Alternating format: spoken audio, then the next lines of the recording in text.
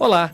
Uma educação que se proponha democrática enquanto formação de um cidadão deve ser articulada com a intencionalidade de favorecer o desenvolvimento de um pensamento crítico reflexivo e autônomo, capaz de suscitar uma postura analítica e investigativa, que ultrapasse os limites da escola. Para isso, é necessário considerar que a formação dos indivíduos seja no sentido de oferecer oportunidades para o desenvolvimento da cidadania. Consequentemente, uma educação democrática não se faz por meio da omissão, limitação e reducionismo, pois o ensinar ocorre por meio do incentivo e da promoção de ações que contribuam para o desenvolvimento da autonomia. É importante formar um cidadão que seja capaz de se identificar como sujeito no mundo e que possa construir caminhos para ampliar conhecimentos e experiências, visando ao exercício da cidadania. Analisar o vínculo existente entre educação e democracia é a temática do 4º episódio do podcast Democracia e Sociedade. Vamos conversar sobre isso? Eu sou Vanderlei Dias, jornalista e professor do curso de jornalismo da Universidade Presbiteriana Mackenzie. E quem me acompanha nesse episódio é a professora Vanessa Guirado e o professor Leandro Esteves. Vanessa é licenciada em Letras e trabalha no Instituto Federal de São Paulo. Leandro é licenciado em Geografia e trabalha no Colégio Presbiteriano Mackenzie e na Universidade Presbiteriana Mackenzie. Ambos são doutores pelo Programa de Pós-Graduação em Educação, Arte e História da Cultura da Universidade Presbiteriana Mackenzie. Olá, Vanessa, Leandro, sejam bem-vindos, seja bem-vindo e seja bem-vinda. Obrigado pela presença. É um prazer estar aqui contigo, Vanderlei. Prazer é meu. Vamos falar então sobre isso? Com certeza. Com certeza, vamos lá. Vamos começar pelo seguinte, qual a importância, eu vou começar com a Vanessa, qual a importância da educação na contemporaneidade e qual a sua relação, que relação que a gente pode fazer da educação com a democracia? Bom, na realidade, a educação na contemporaneidade, a gente tem que considerar uma série de questões. Porque atualmente a gente tem aí alguns aspectos na sociedade que transformam a educação num cabo de guerra praticamente, né? Porque nós temos falhas, né, no sistema educacional que são históricos, nós temos aí um aluno que não é propriamente preparado para distinguir, por exemplo, o que é uma notícia verdadeira de uma notícia falsa ou de fake news. Então, tudo isso, quando a gente pensa nessas questões, isso daí tem um impacto direto na educação como na democracia, né? Porque, por exemplo, você pega, hoje em dia, alunos que... a difusão da própria internet, né, dos meios de comunicação, porque você pega alunos que, por exemplo, contestam aspectos realmente científicos com base em YouTube. Então, isso é muito complicado, né? Então, em uma sociedade onde a todo momento a ciência é contestada, onde a todo momento as áreas do conhecimento são contestadas, isso é um problema. E daí nós temos que realmente repensar, né? Quem é esse aluno que nós estamos formando? Como ele está sendo formado? O que a gente quer como uma sociedade? Né? Essas são perguntas que perpassam, né, a trajetória da educação. Porque a educação é exatamente pensando nisso, nessa função social da educação, né? O professor, quando ele está ali fazendo as suas ações educacionais, ele tem uma intencionalidade de proporcionar para aquele aluno o quê? Condições dele se tornar um cidadão. Dele ser uma pessoa que tenha uma postura investigativa, que tenha uma análise crítico-reflexiva, né? Que seja autônomo. E com tudo isso, é lógico que ele tenha condições de analisar não apenas o entorno dele, mas todas as outras relações estabelecidas em sociedade. Né? Então, isso é fundamental. E na contemporaneidade, com todas essas implicações que eu apontei ali no início da minha fala, é fundamental que a gente forme muito bem esse aluno. Né? Leandro, concorda? Concordo plenamente, achei bem interessante esses pontos apontados pela Vanessa.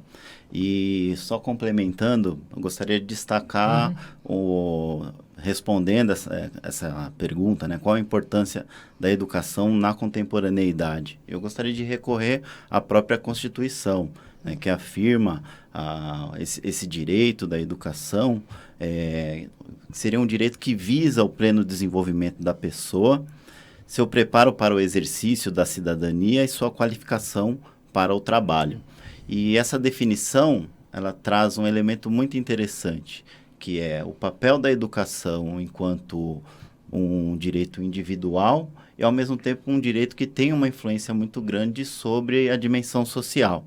Então, individual no sentido de desenvolver o indivíduo, as suas capacidades e, socialmente, construir a própria sociedade. Então, nesse sentido, eu acho impossível dissociar educação e democracia, já que a democracia pressupõe a existência de um cidadão consciente dos seus deveres, dos seus direitos, e a formação desse cidadão implica obrigatoriamente num bom desenvolvimento de um processo que é educacional, de tal forma que o fortalecimento da democracia depende da educação e o próprio fortalecimento da educação depende da democracia. Parece um pouco óbvia essa pergunta que eu vou fazer, mas eu vou fazer, tá bom? Por que esse tema é relevante para a sociedade, Vanessa? Olha, é totalmente relevante para a sociedade à medida que nós somos seres sociais, né? Se nós somos seres sociais, esse indivíduo que está ali dentro da escola, ele tem que ser preparado para toda a diversidade que tem no mundo. Ele tem que ser preparado para estar aberto ao diálogo, né? Para que ele consiga realmente estabelecer esse diálogo, para que ele consiga, como eu já citei na pergunta anterior, distinguir todas as relações que permeiam essa sociedade, né? Isso é um ponto primordial, né?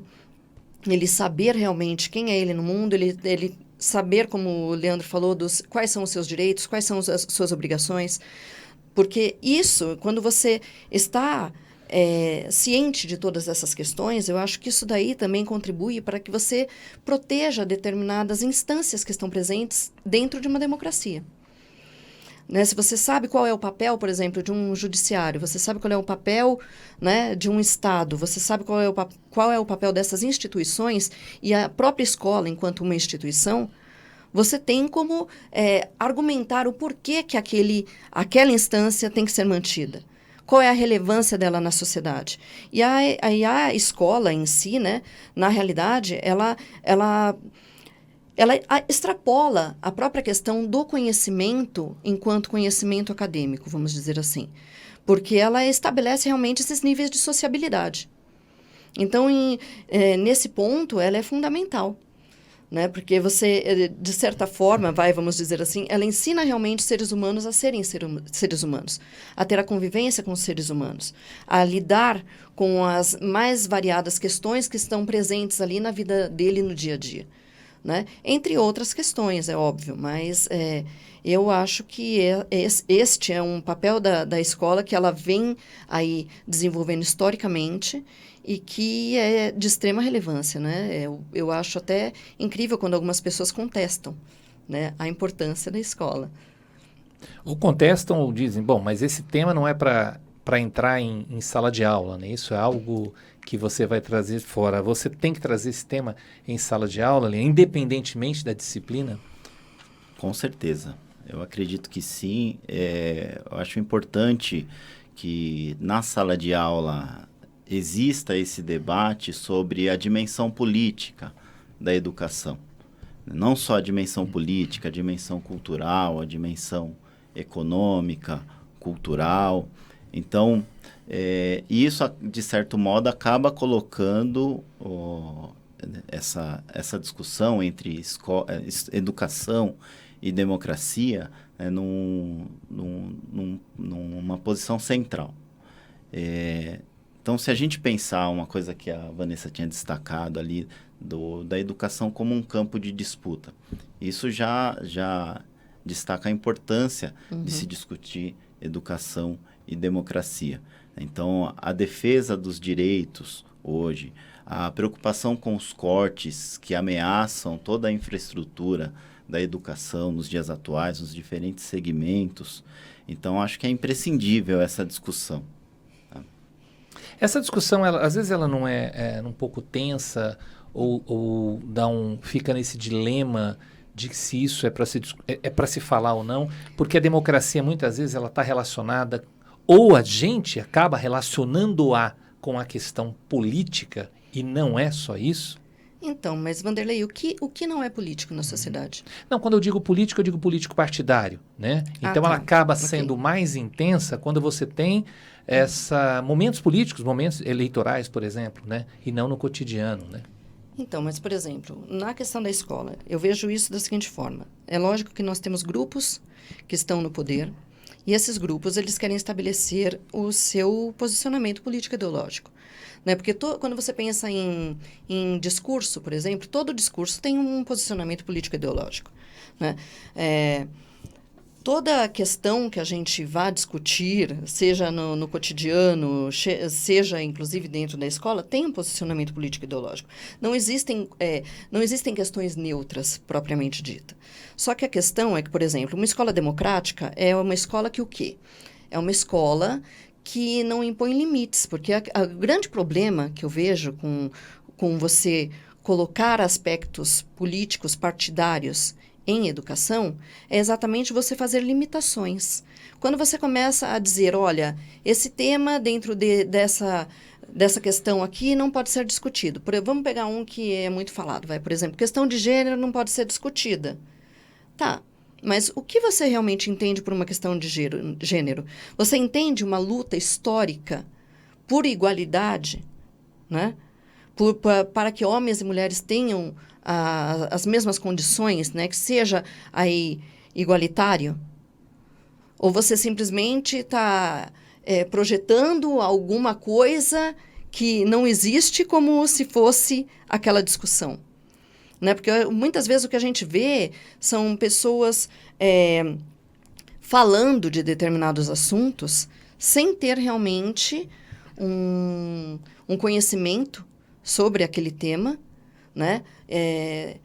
E querendo dizer que, mas isso você está querendo direcionar os alunos para pensar dessa forma. Só que, meu querido, por exemplo, vamos pegar a própria questão de países comunistas, certo? Eles existem. Nós estamos num mundo em que ele existe. E você discutir como é aquela sociedade numa aula de história, por exemplo, você não está querendo fazer com que alguém vire comunista.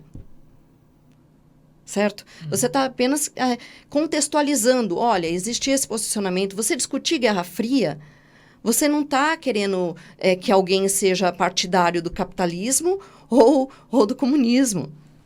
Né? E isso é um grande problema. Quando você começa a ter interferências, né, da sociedade, que muitas vezes sem aquele devido, né, aquela devida reflexão, aquele devido ponderamento, e fazendo limitações, falando que isso não deve ser visto, isso não deve ser falado. Mas, gente, ciência, como assim ciência não deve ser falado? Porque uma sociedade que tem medo de conhecimento, algum problema tem. Porque, como assim? Você tem medo de conhecimento, você tem medo de ciência, você tem medo daquilo que tenta fazer com que todo mundo, né, se desenvolva? Gente, é ilógico. E isso não acontece somente na educação, isso acontece com a educação, isso acontece com a cultura. Então, quer dizer, todas aquelas questões que fazem com que as pessoas reflitam, com que tenham mudanças, às vezes, até de posicionamentos, com que se questionem quanto aos próprios questionamentos, são colocadas como ameaças.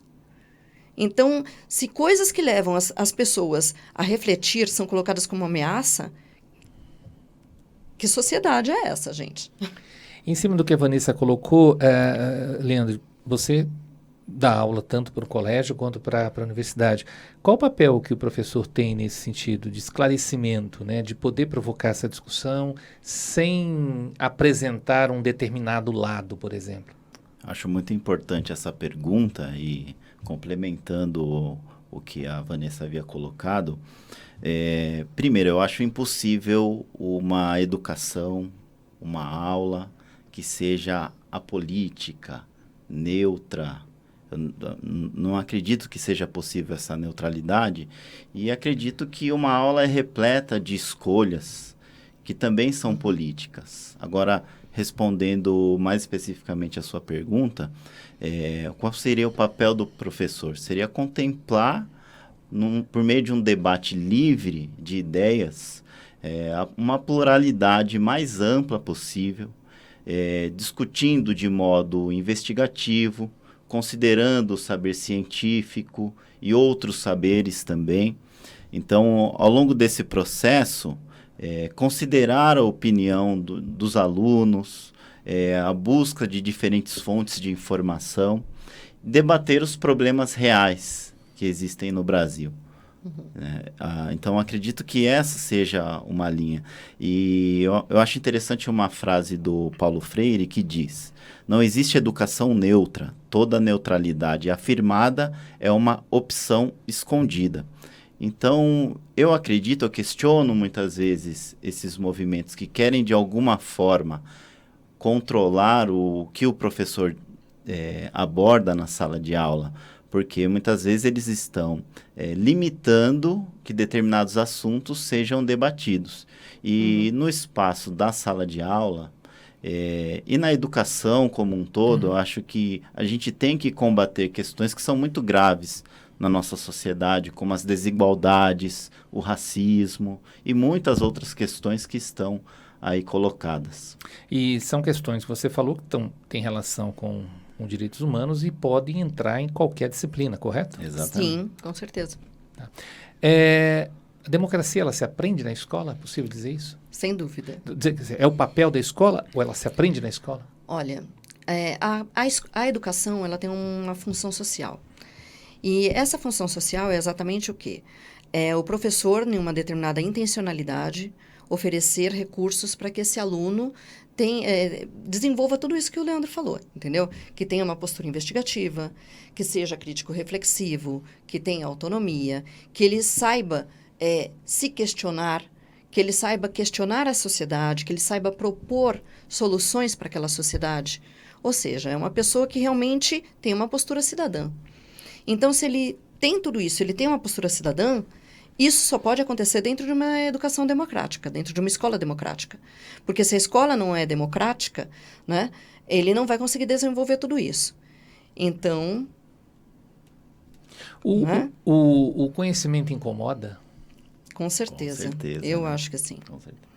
Tanto é que você vê vários aí movimentos, vamos dizer assim, para limitar a quantidade de conhecimento que se tem nas escolas.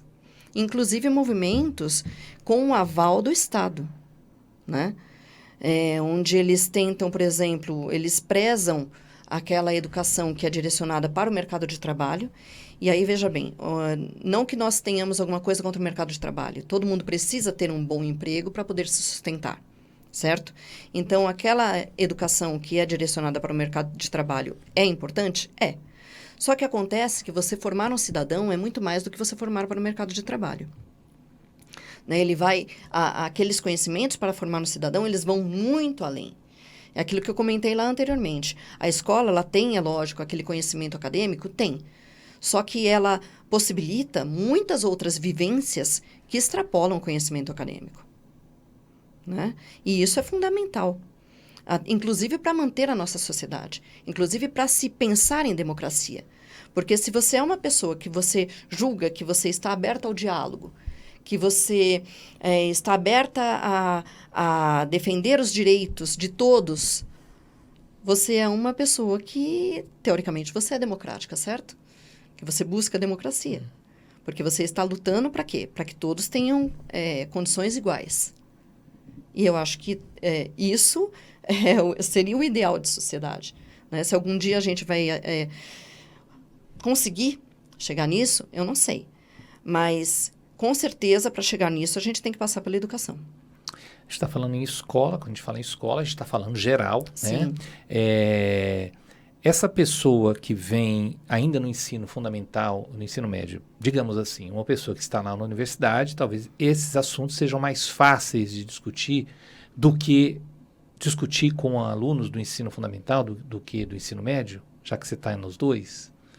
Olha, eu acredito que o fato do aluno do ensino médio ser mais jovem, né?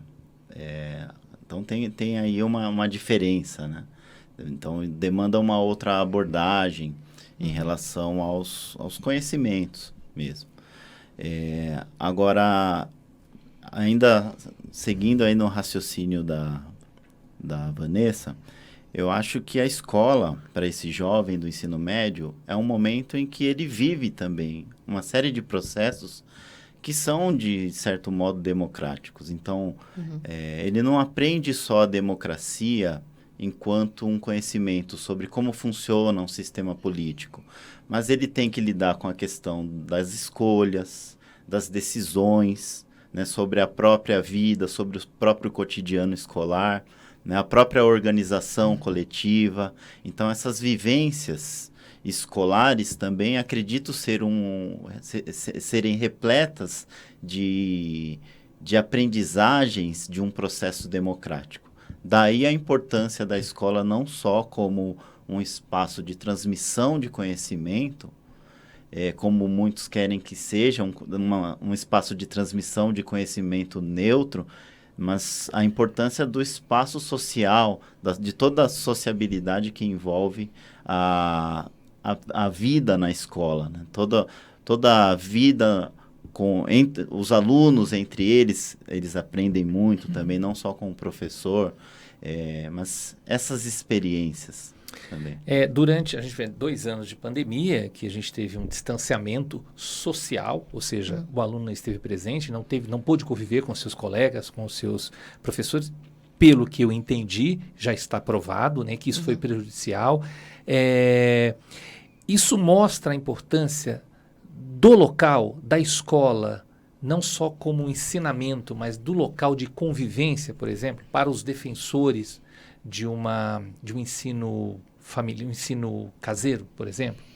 Eu acho que a escola é fundamental e o momento pandêmico ele mostrou isso, né? Não apenas pela sociabilidade, pelo desenvolvimento que a pessoa pode ter ali naquele ambiente escolar, né, em questão de conhecimento mesmo de diversas matérias, como também a pandemia serviu para mostrar a importância do professor. Sabe, eu acho que isso foi uma das grandes questões. Porque, é óbvio, todos nós temos a capacidade de aprender. Consequentemente, a gente tem a capacidade de ensinar.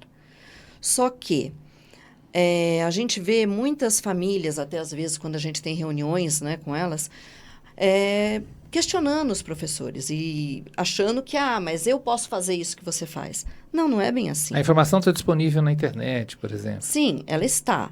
Mas acontece que o professor é aquela pessoa que passou ali anos estudando, né? Estudando questões didáticas, né?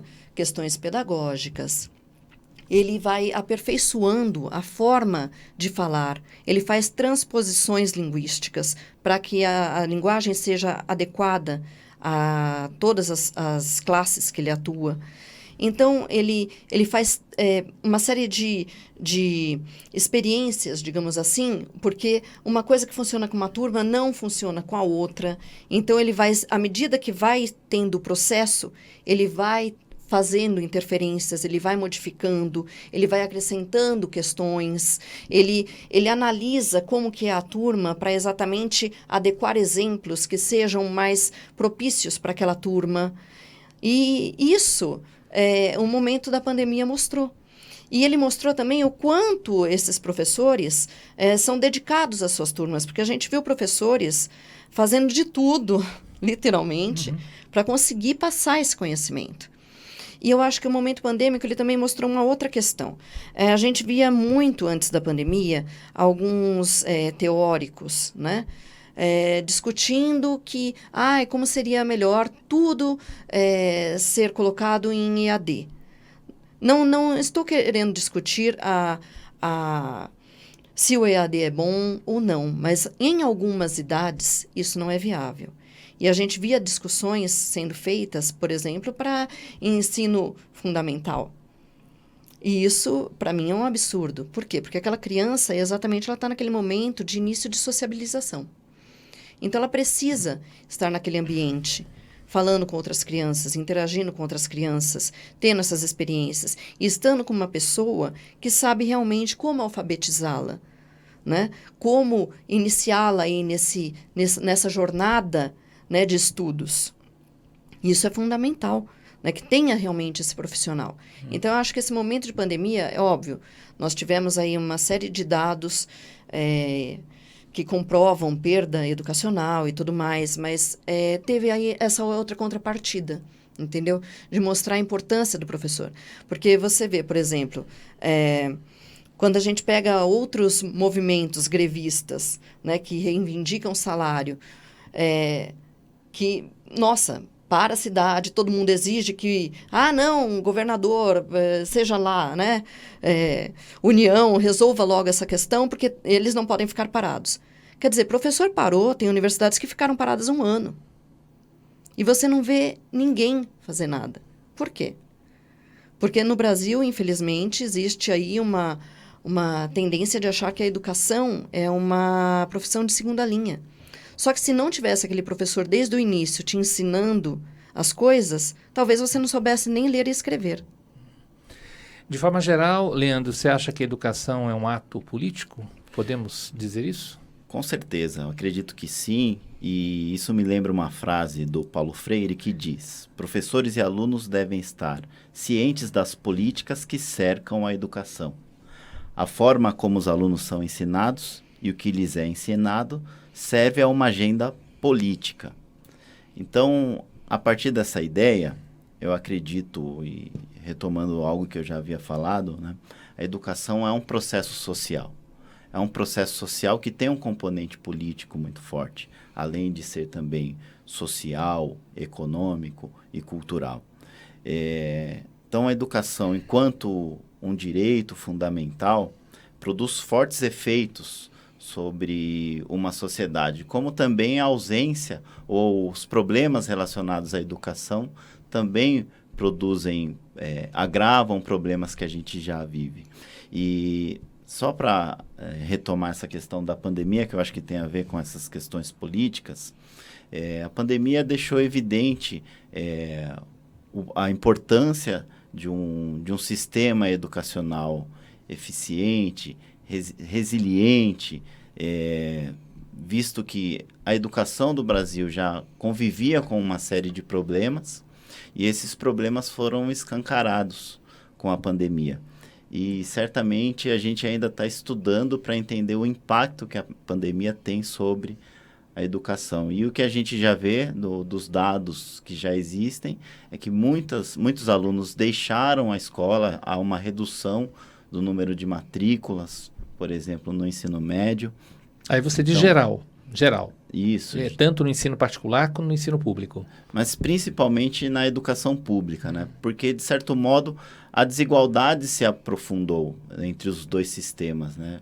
Porque, por mais que muitos professores e muitas instituições de ensino tenham se esforçado muito para fornecer e continuar, de algum modo, a educação, né? O ensino, a gente sabe que uma quantidade de alunos brasileiros não tiveram acesso por conta da limitação de infraestrutura, de tecnologia, de acesso à internet. Uhum. Então, a gente sabe que essa situação se agravou e as correções dessas distorções, elas demandam uma série de políticas públicas. Então, por essa razão, eu acho que a educação é um ato político em todos os espaços. Uhum. Então, desde a sala de aula até mesmo o espaço de luta dos professores em defesa da sua carreira, a definição dos currículos e todas essas questões que são centrais no campo da educação e dos professores, dos alunos, de toda a comunidade escolar. Por incrível que pareça, a gente já está quase chegando ao final. Vanessa, para a gente encerrar, eu vou fazer uma pergunta que vale para os dois. Pensar um pouquinho no futuro da educação brasileira. Para onde a gente está caminhando? Olha, essa é uma ótima pergunta, Vanderlei. Quando a gente pensa, por exemplo, quando a gente vê o movimento dos professores, você vê muitos deles realmente reivindicando que tenha não apenas acesso, mas que tenha uma educação de qualidade. Porém, a gente vê aí algumas questões sendo implementadas no âmbito do Estado, né? De políticas públicas que são, no meu posicionamento, são preocupantes. Por quê? Porque realmente está havendo uma redução muito grande de determinados conteúdos. E daí você pega a BNCC, quando ela foi aí colocada, né, ela falou muito, veio com muita propaganda, falou a questão das trilhas e tudo mais. Só que você pega, por exemplo, escolas de estado, aquelas trilhas que falam, por exemplo, de história, que falam de filosofia, sociologia, que são disciplinas que são fundamentais para você compreender o mundo que você vive, para você se compreender enquanto um cidadão nessa sociedade, são poucas que conseguem oferecer, né? A prioridade são sempre o quê? Para trilhas que seguem disciplinas ou de exatas, né? Ou alguma de comunicação. E para por aí. O Leandro, melhor do que eu, sabe disso, porque ele trabalha com o ensino médio. Então, isso é muito preocupante, porque acaba sendo feita uma opção por, olha, o que isso vai gerar no mercado? Né? É uma opção que é feita, na realidade, viabilizando as questões econômicas. O que vai ser melhor para um mercado lá para frente? Só que por detrás dessas escolhas também tem uma questão ideológica, porque quando você dificulta o acesso a disciplinas que são elementares para a constituição de um cidadão, para fazer uma reflexão, para inclusive pensar sobre a democracia, né? Você está criando uma sociedade o quê? Que não tem condições de analisar, de fato, os vínculos que são estabelecidos nessa sociedade, as manobras que são estabelecidas, o jogo político que é estabelecido. E daí você cria uma sociedade que não tem, muitas vezes, condições de analisar aspectos sociais, políticos e econômicos fundamentais, né? Para que tenha uma pessoa que não apenas lute para que essa sociedade melhore. E aí, no lute, eu não estou falando de alguém que vai quebrar alguma coisa, mas que vai zelar para que todos tenham uma sociedade cada vez melhor, entende? É nesse aspecto. E que proponha realmente soluções. Porque se você vai cada vez mais cerceando isso, quer dizer, essa pessoa não vai ter condições de analisar realmente essas questões. E aí? Alguma luz lá no final, Leandro? Eu fui péssima, né? Eu só dei os aspectos. Olha, eu concordo muito com a Vanessa, então vou continuar só tentar complementar o raciocínio dela, que acho que a gente pensa muito parecido nessa questão. Eu vejo muito que é uma educação visando o mercado de trabalho, e muitas vezes até uma educação bem intencionada visando educar para a vida, mas às vezes a gente esquece que a educação já é a vida, né, do aluno. Exato. Então, você fez uma pergunta para onde caminha, eu fiquei muito mais refletindo aqui para onde eu gostaria que caminhasse a educação. E eu gostaria que a escola fosse entendida desse modo, né? Como um espaço onde já é a vida dos alunos, dos professores. Né? Então, a gente não está ali só simulando situações, problemas e refletindo sobre questões puramente abstratas para muitas pessoas. A gente está...